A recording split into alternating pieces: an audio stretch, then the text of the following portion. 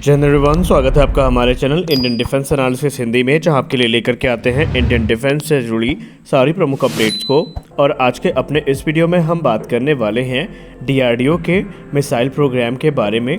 हम जानेंगे कि डीआरडीओ के द्वारा अस्त्र फैमिली की जो मिसाइल्स हैं, इनको लेकर के कुछ नई अपडेट्स आई हैं सामने, वो क्या हैं। इसके अलावा डीआरडीओ किस प्रकार इन मिसाइल्स की कैपेबिलिटी को एनहांस कर रहा है, इसके बारे में भी हम बात करेंगे आज के अपने इस वीडियो में। और हम आशा करेंगे कि ये वीडियो आपको अच्छी लगने वाली है। दोस्तों, अगर हम एयर टू एयर मिसाइल्स की बात करें, खासकर डीआरडीओ के प्रोग्राम की बात करें, तो इसमें अस्त्र मार्क 1 जो मिसाइल है, इसने हाल ही में अपने जो डेवलपमेंट है उनको कंप्लीट किया है और ये प्रोडक्शन में आ भी चुकी है। डीआरडीओ इस समय अलग अलग जो एयरक्राफ्ट हैं उनको इस मिसाइल से इक्विप कर रही है। क्रमशः अस्त्र मार्क 1 और अस्त्र IR वो मिसाइल होंगी जिन्हें अभी आगामी जो फाइटर जेट प्रोग्राम है उनमें शामिल किया जाएगा।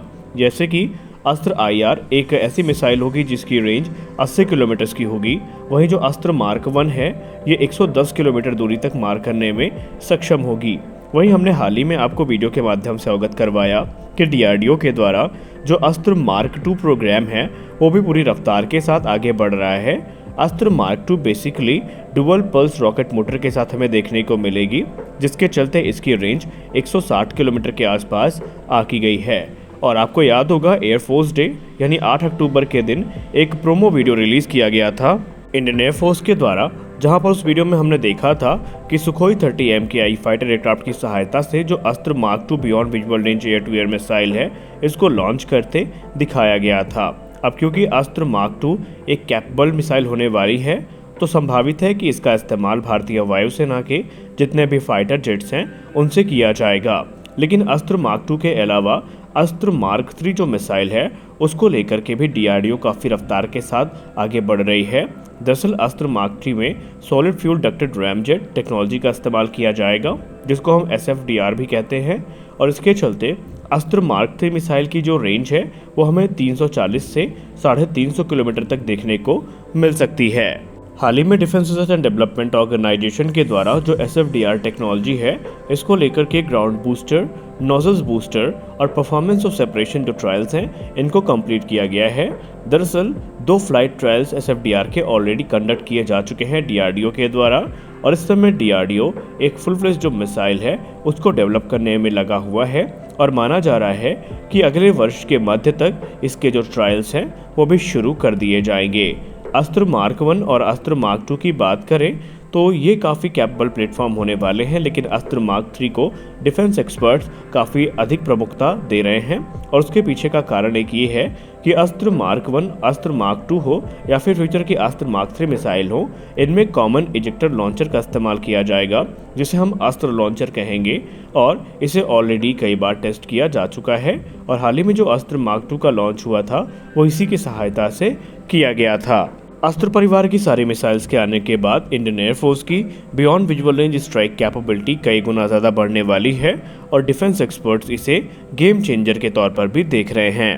दोस्तों, हम सब जानते हैं कि डीआरडीओ के द्वारा मिसाइल टेक्नोलॉजी को किस प्रकार मास्टर किया जा रहा है, और डीआरडीओ एक के बाद एक जो उन्नत मिसाइल हैं वो भारत में ही विकसित कर रही है। और अस्त्र मार्क 2 मिसाइल के लिए dual pulse rocket motor technology को मास्टर करने के बाद defence research and development organisation ने अपना जो ध्यान है वो 3 पल्स सॉलिड रॉकेट मोटर के डेवलपमेंट में केंद्रित किया हुआ है। और हाल ही में डीआरडीओ के द्वारा एक स्टेटमेंट रिलीज करी गई थी, जहां पर डीआरडीओ ने ये कहा था कि लाइन्ड इग्नाइटर असेंबली के प्रोक्योरमेंट के लिए जरूरी कार्रवाई जो है वो शुरू करी गई है, जिनका इस्तेमाल 3 पल्स मोटर में किया जाना है, जो कि आगे चल के एक बहुत बड़ी भूमिका अदा करने वाली है। अब हम इस वीडियो में आगे बढ़ें उससे पहले हमारे लिए जानना ये ज़रूरी है कि सॉलिड रॉकेट मोटर्स में जो इग्नाइटर्स हैं इनका क्या रोल होता है, ये कितने महत्वपूर्ण होते हैं। आइए पहले इस पे हम चर्चा कर लेते हैं। दरअसल सॉलिड रॉकेट मोटर्स की फंक्शनिंग को स्टार्ट करने के लिए एक एफिशिएंट इग्निशन सिस्टम की ज़रूरत पड़ती है, और इसके लिए एक सेपरेट जो इग्निशन सिस्टम है जिसे हम इग्नाइटर कहते हैं, उसे रॉकेट मोटर के साथ ही असेंबल किया जाता है ताकि इस टास्क को पूरा किया जा सके। और अगर हम बात करें सॉलिड रॉकेट मोटर में इग्नाइटर्स की, तो ये बेसिकली 2 प्रकार के होते हैं। पहला होता है पायरोजन इग्नाइटर, जिनका इस्तेमाल बड़े रॉकेट मोटर्स में जैसे कि बैलिस्टिक मिसाइल हो गए उनमें किया जाता है, और दूसरा होता है पायरोटेक्निक इग्नाइटर, जिनका इस्तेमाल छोटे रॉकेट मोटर्स जैसे कि अस्त्र मिसाइल हो गई इनको फंक्शन करने के लिए किया जाता है। किसी सॉलिड प्रोपेलेंट मोटर की जो प्रोपल्सिव फोर्स है ये बेसिकली जो सॉलिड प्रोपेलेंट है इन्हें हाई टेम्परेचर और प्रेशर पे जब इनका कंबशन होता है तो उससे प्राप्त करी जाती है। बेसिकली जो इग्नाइटर होते हैं ये जो कंबशन रिएक्शन है इनको कंट्रोल और प्रेडिक्टेबल मैनर में शुरू करते हैं, जिनका इस्तेमाल आगे चल के मिसाइल को पावर करने के लिए किया जाता है। और जो इग्नाइटर होते हैं इनके पास ये भी जिम्मेदारी होती है कि जो स्टेबल और सस्टेन कंबशन है प्रोपेलेंट का उसको मेंटेन करके रखें ताकि जो पूरा प्रोपल्सन सिस्टम है वो इजीली फंक्शन कर सके। और जैसा कि हमने आपको कहा कि डीआरडीओ के द्वारा ऑलरेडी जो लाइन्ड इग्नाइटर असेंबली है 3 पल्स मोटर की उस पर काम शुरू किया गया है और माना जा रहा है कि जो प्रोटोटाइप डेवलपमेंट है वो अपने फाइनल स्टेजेस में है कंप्लीशन के। और डेवलपमेंट को लेकर के ये कहा जा रहा है कि शायद ये एक नई सरफेस टू एयर मिसाइल को लेकर हो सकता है। 3 pulse solid motor propulsion basically enough burn time देता है किसी भी मिसाइल को कि वो मनरेबल एरियल टारगेट्स को काफ़ी लॉन्ग रेंज से ही इंगेज कर सके।